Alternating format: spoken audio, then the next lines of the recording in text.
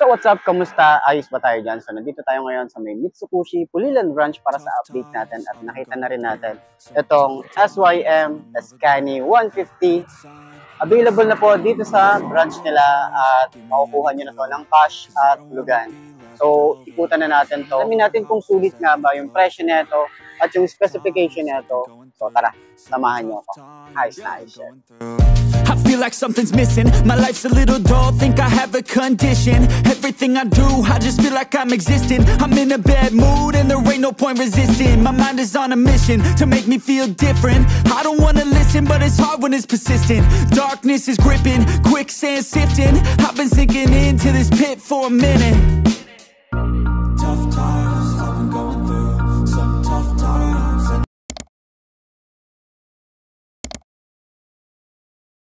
So yun na nga, nakita na rin natin itong SYM Tuscany 150. Dito sa branch may available na po na isang unit. Ito yung cyan color nila. So ayan, napakaganda. Kung mahilig ka sa classic bike, pwede ang isang to. Grabe yung forma na ito. Modern classic, talagang mapapasana all ka na lang kapag nakakita ka ng ganitong motorcycle. So nahihilig tayo ngayon, lalo na itong Panarea. Available na nga rin pala yung Panarea 125 dito sa branch. Pero siyempre, ikot ko pa rin kayo dito para at least malaman nyo kung ano nga ba yung mga available unit nila rito. Pero focus muna tayo dito sa may Tuscany 150. Umpisa na natin yung walk around. Ayos na ayos yan. So ayun na nga, meron sila rito na modern classic. Ito yung headlight ng Tuscany. Ang ganda ng itsura niya. No, ito yung LED na rin. Meron siyang park light dito. Yung combination ng black and cyan color. Ayan, kita nyo yung itsura. Yung forma eh. Tapos, nagustuhan ko rito yung ito parang flagship nila. Oh. Diba? Ayan, meron silang emblem ng Tuscany.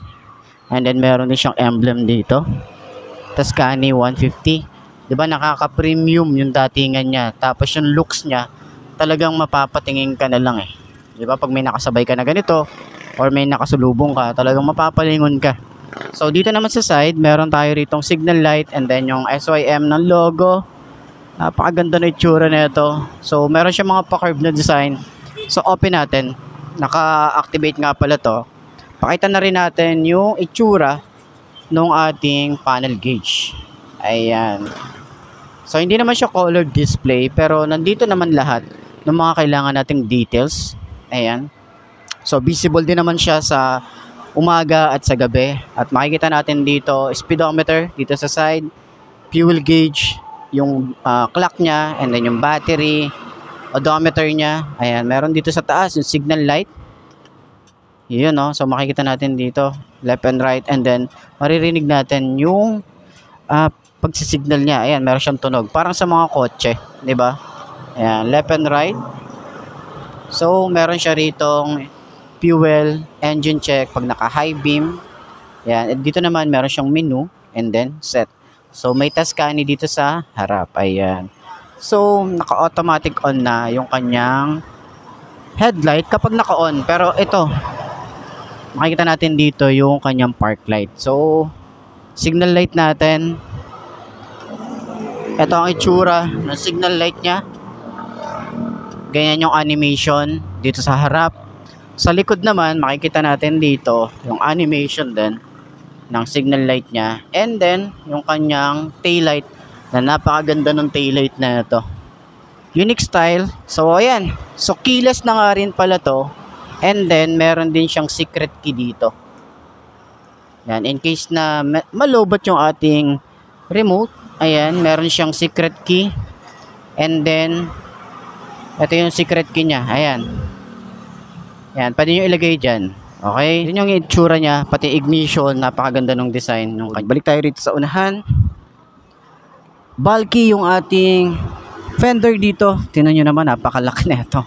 Ang laki ng fender niya. Naka-telescopic fork tayo rito. Tumutunog talaga siya, no? So, naka-single disc brake, naka-dual pot caliper. Ang size dito sa harap ay 110/70 by 12. So, tubeless na rin ang tires niya. Yan, dito naman sa kanyang handlebar, naka-automatic on na yung ating ilaw dahil electric starter lang yun nandito. Yung lever natin, malapad din. Ayan, so sobrang smooth lang din yan. Maganda yung grip niya, makapit at sobrang babaw lang din ng kanyang throttle. Ayan. So dito sa side, meron tayong high and low. Busina. Ayan, busina check natin. Busina check. Busina check. Beep, beep. Beep, beep. Ayan, ayan. Busina check natin. So, meron tayong high and low, busina, and then signal light. Wala nga lang siya ritong built-in hazard. So, ito naman yung kanyang rear brake, yung kanyang grip, makapit din. Medyo basa lang yung aking kamay dahil pawisin. So, remote niya nga pala.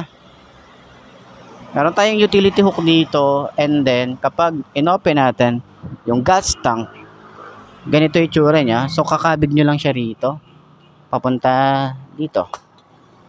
Papunta dito is yung kanyang upuan. Okay? Para ma-open natin yung gas tank, ayan, mag-on muna siya bago nyo ma-open yung gas tank. Ayan. Diba? Yun yung ano niya. Kahit naka-on yung ating engine, pwede nyo buksan. So, sa upuan naman, naka-close, and then click nyo lang dito. Okay? Dito sa side, on ng kanyang gas tank. Dito naman sa kabilang side, yung on ng ating upuan. So, pakita ko na din sa inyo, yung gas tank natin nandito sa harap. Ayan. So, hindi nyo na kailangan ng susi para ma-open yan.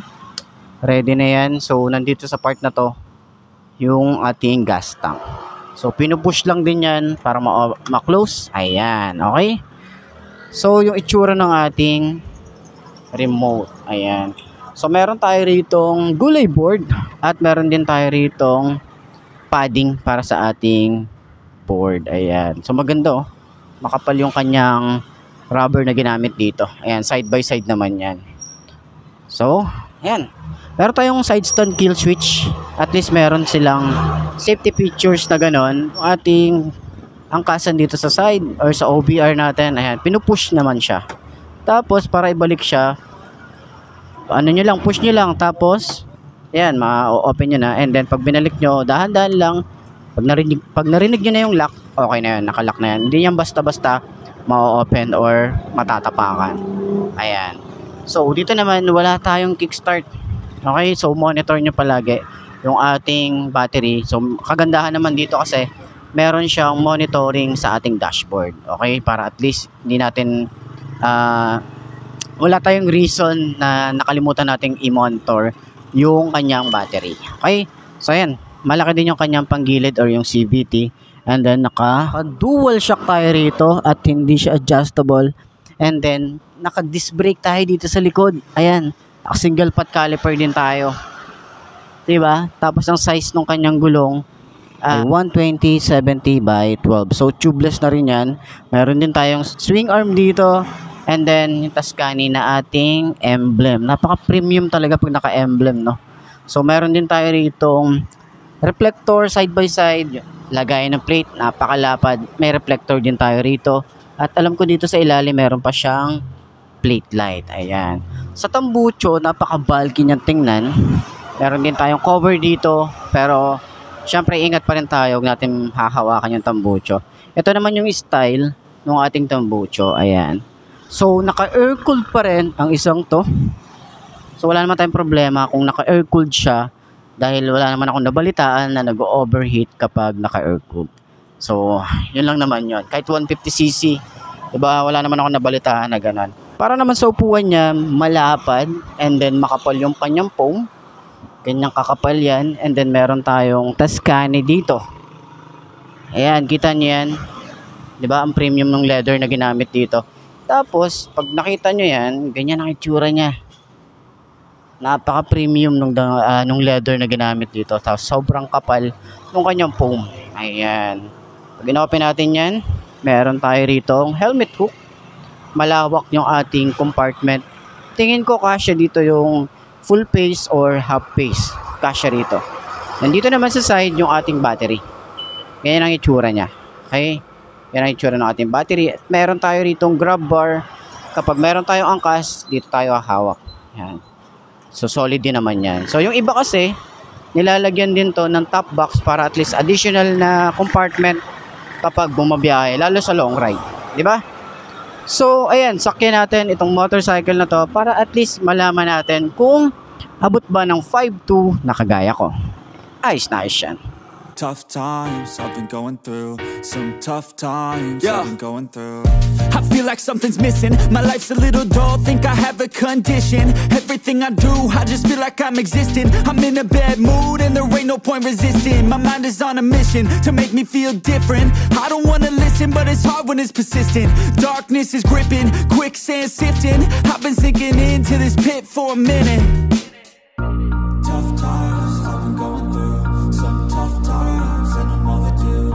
A good sign, maybe something new. So, ayan, upuan natin yung Tuscany 150 ng SYM. So, side stand natin. Ganito ang itsura niya kapag naka-side stand. So, maganda yung forma niya, yung pagkakabend ng motor, maganda. And 5'2" ang aking height.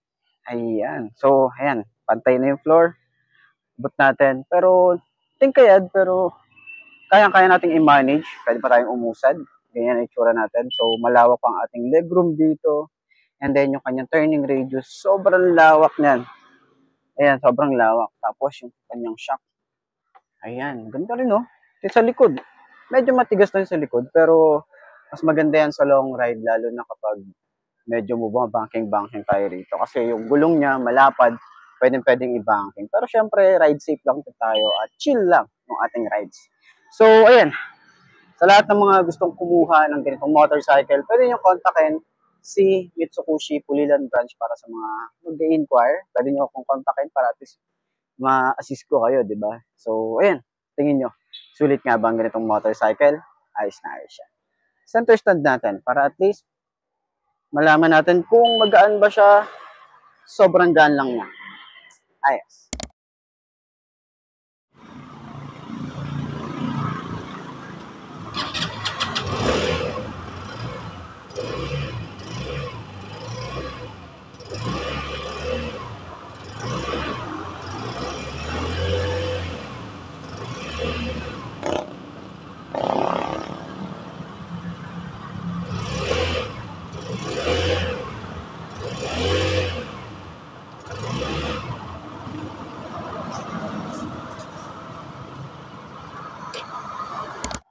So, ayun na nga mga best, no? Maraming nagtatanong kung magkano nga ba itong motorcycle na to. So, ito ay nagkakahalaga ng 115,900 pag kinuha nyo ng cash. At pwede rin naman siya ng hulugan. At pakita ko na lang din dyan sa screen nyo kung magkano nga ba ang down payment at yung kanilang months or terms nila. So, sa tingin nyo, sulit nga ba ang ganitong motorcycle? So, comment nyo naman yan, lalo na dun sa mga nakakuha na ng ganitong motorcycle. Share nyo naman dyan sa comment section para at least i-share natin or dun sa mga gustong bumili ng ganitong motorcycle. Malaman nila kung ano nga ba ang experience nyo sa motorcycle na to. So, tingin nyo, sulit nga ba? Ayos na ayos yan. So, yun na nga mga best, no? Ito na ba ang motor? Nababagay sa'yo kung ito na nga ay markahan mo na yan. Mag-subscribe ka na sa aking YouTube channel. I-click mo na rin yung notification bell para updated ka sa lahat ng videos na upload natin. Dito araw-araw sila laging tatandaan, wala sa brand ng motor ang itatagal yan. Kundi na sa pag-aalaga mo yan, tatagal yan, ayos na ayos yan. So, kita ka na lang ulit tayo bukas. I'm Mark D. Ciao.